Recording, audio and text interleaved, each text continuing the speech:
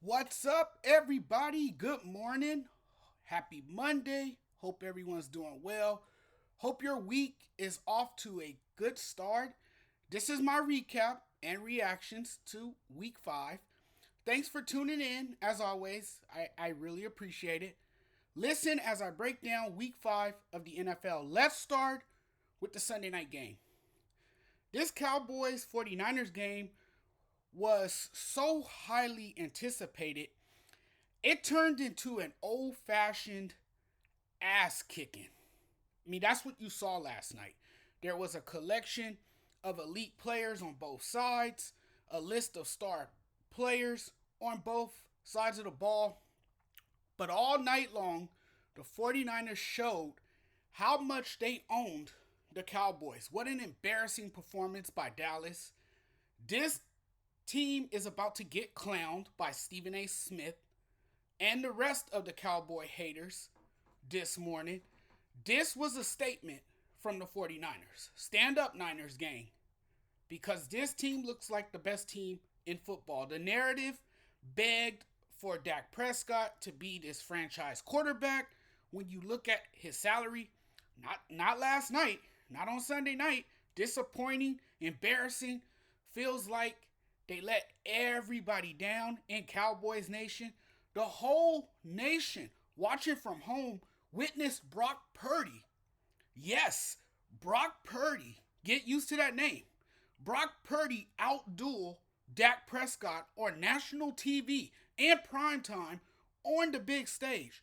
There was growing hope that a shaky, ever changeable Dak Prescott could carry this team and deliver.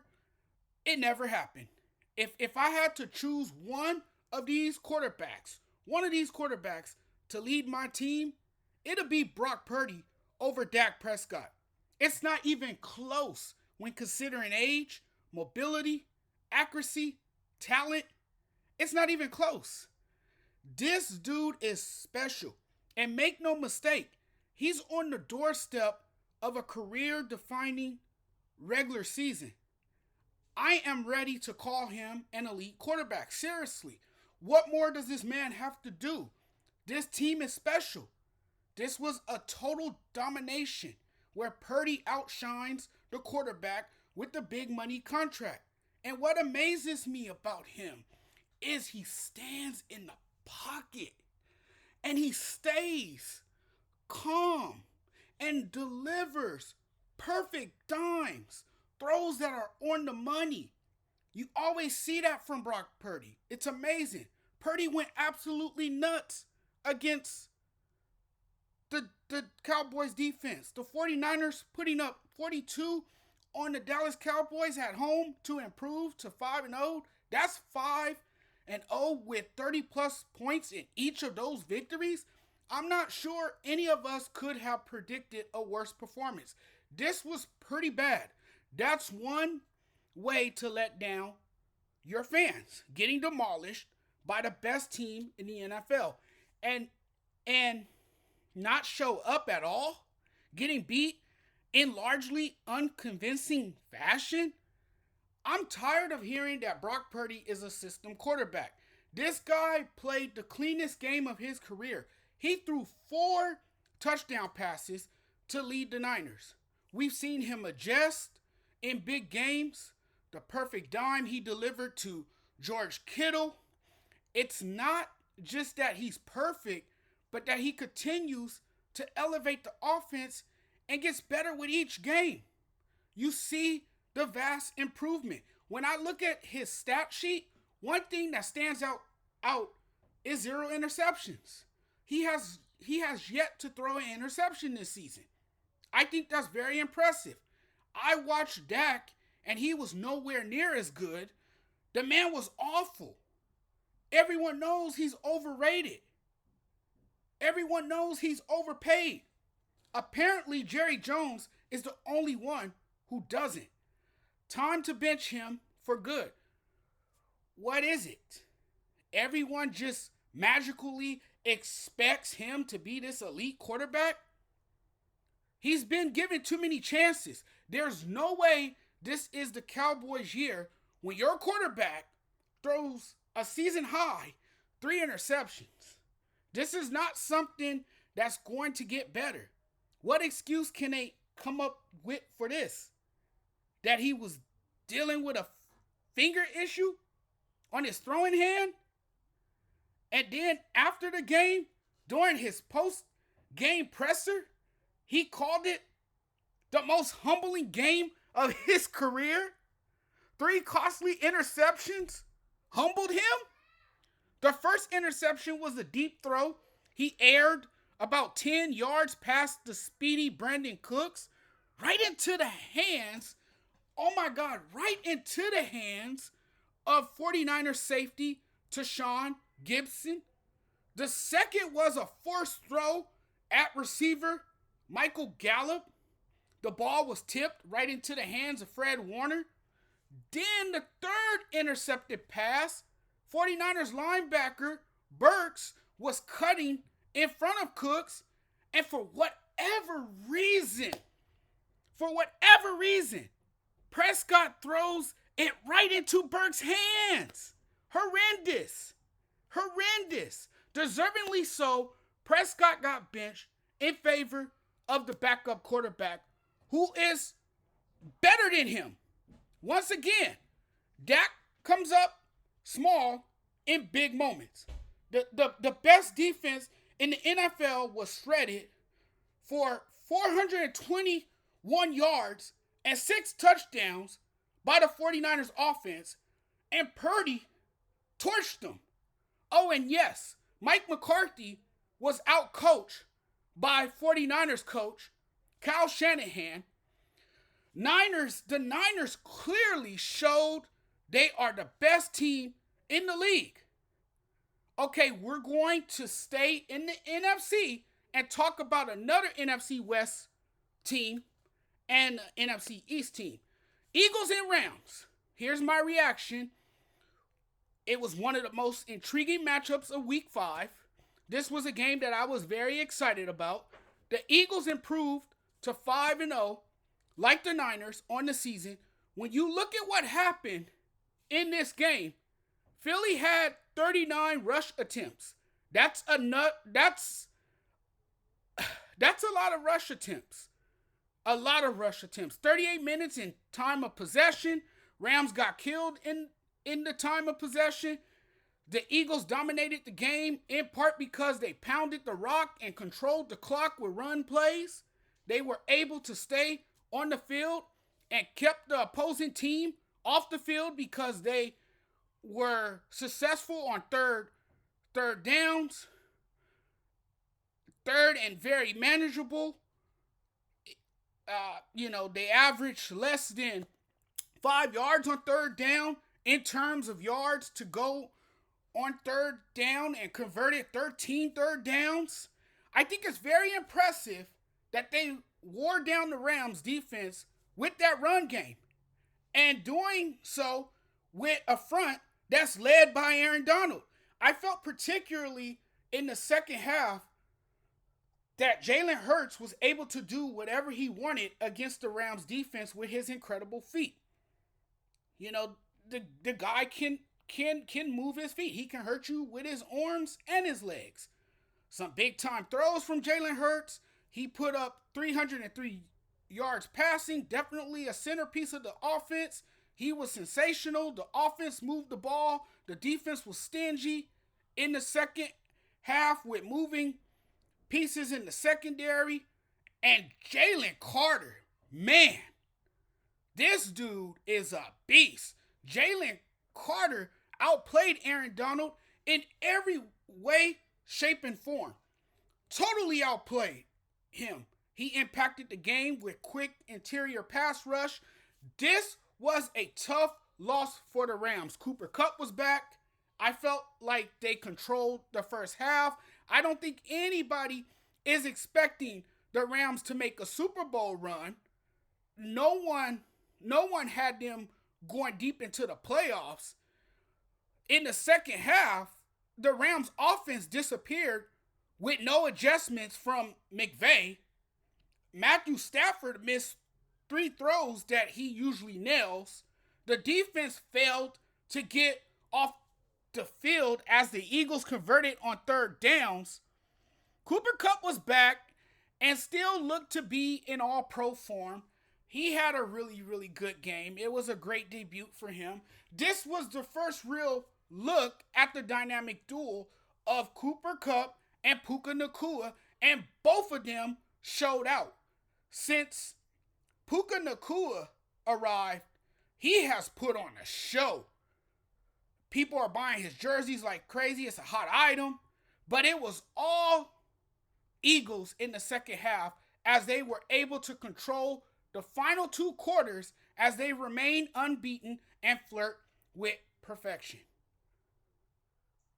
But going on to our next topic, the Steelers. It's the ugliest story in football. The ugliest team finds ways to win football games. It hasn't been pretty for the Pittsburgh Steelers. Nothing else matters besides winning football games, obviously. It's an ugly thing indeed. There's nothing pretty about it. First half was uninspiring. A tepid start by the Steelers. A tepid start by the Steelers. What we've learned is if you let the Steelers hang around and don't put them away, they can finally wake up and make plays to take it from you.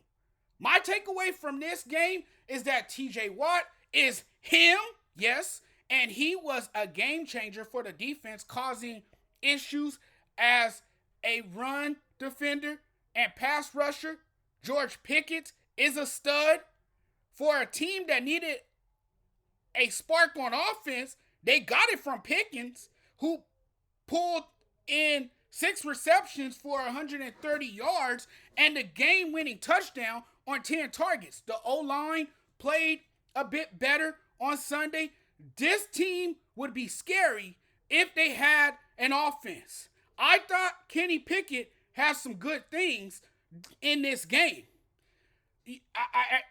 He can use to build on.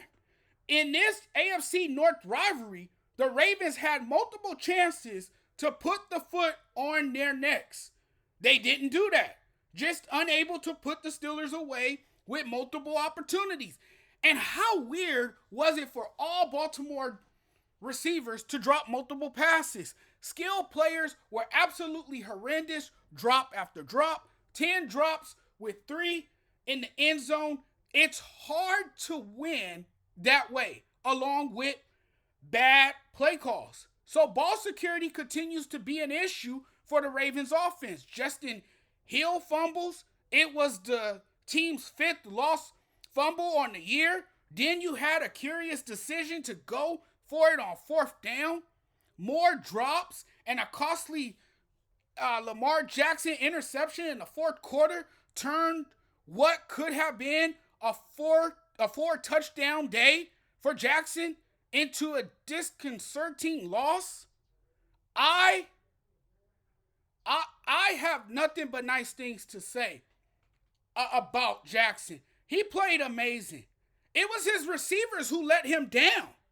It was his receivers who kept dropping passes, who couldn't make plays. I thought he was placing ball. I thought ball placement was good. As weird of a game I've seen. This was as weird of a game I've seen. Now we're going to move on. Talk about another team from the AFC North. We know they're a trending topic right now. So let's talk about the Cincinnati Bengals. That 63-yard touchdown pass from Joe Burrow was a beauty. Cool Joe is back. This is the Joe we know. I thought he was amazing. People were freaking out, saying he was overrated because he's been out of form lately, but he returned to usual form. Burrow's performance was nothing short of mesmerizing. The vibe around the Bengals changed quickly now that he is healthy, it seems. It was the healthiest he's looked all season. You can't deny that Burrow is the kind of transcendent playmaker who can lift an entire roster. Erase last week's dreadful loss. That's over. It's done and over with. Winning cures everything. Bortles said before the game that his calf felt good as it has all season. And as a result, he showed the most ability to scramble and evade tacklers that we've seen from him. If there's one thing if there's one thing you need to know, he's the elevator that the Bengals offense needs to be successful. Sunday was a showcase of Bortles' poise and precision.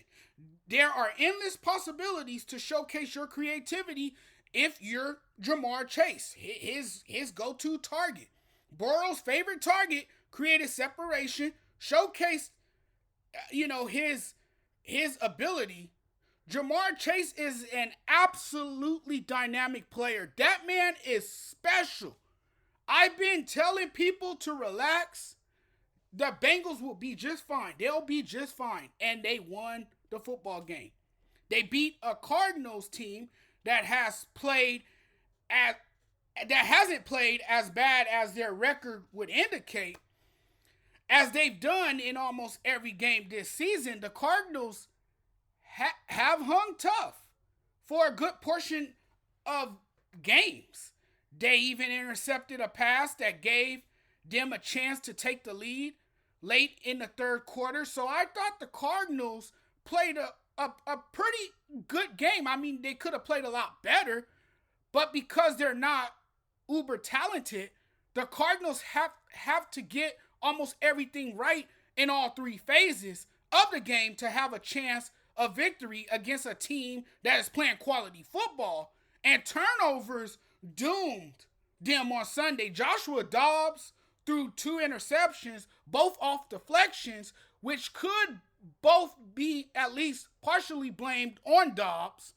Arizona lost the turnover battle 3-1, and the Cardinals were absolutely dominated in time of possession, 38-10 to 21-50. They also lost the engine of their running game. James Conner, and this was a big loss, James Conner goes down. They lose him to injury before the end of the first half, forcing OC Drew Petzing to, if I'm saying his name correctly, to draw up some creative reverses and fake reverse to move the ball on the ground. So they had to change things up. It kept things interesting. But ultimately, it just wasn't enough. Even if they fought just as hard as they have throughout the 2023 season, and they have fought very, very hard. What's going on with the New England Patriots? New England lost 34-0 to the Saints on Sunday. I know the Saints are a very good team. This comes 1 week after a 38-3 loss to the Cowboys. This marks the first time in Belichick's tenure that the Patriots have lost back-to-back games by at least 34 points. Belichick's team has never looked this horrific. That's the reality, though. I'm starting to believe Belichick cannot win without Tom Brady. It's the end of an era, folks. Mac Jones is not the next GOAT. Quarterback greats don't get sent to the bench. This week, Bradley Zappe entered the game. It's been so bad that some are questioning Belichick's coaching acumen. It's easy to relive the past, but those days are gone. As strange as it might sound, this team hit rock bottom. This team is simply terrible. And early season surprise. An early season surprise has been the Indianapolis Colts. Let's get into that now. And they are building momentum with an impressive start. After Jonathan Taylor agreed to a 3-year extension on Saturday, most everyone expected the star to resume his role as a key part of Indianapolis offense. Instead, it was Zach Moss who carried the Colts on Sunday, racking up 195 yards from scrimmage, 165 rushing and 2 touchdowns on 25 touches. The running game was vital for the Colts because Anthony Richardson exited the game with a shoulder injury, and Moss was the player who fueled the ground attack. That's not to take anything away from Gardner Minshew, who proved the value of a reliable backup quarterback with his performance. Man, he was stellar. 11 of 14 for 155 yards. It was a team effort, one led by lesser known contributors, and the Colts are 3-2. That's my reaction and recap this week. All right, guys. I'm going to get on with the rest of my day. You guys have an awesome Monday. We will talk very soon. It's been fun. See y'all next time.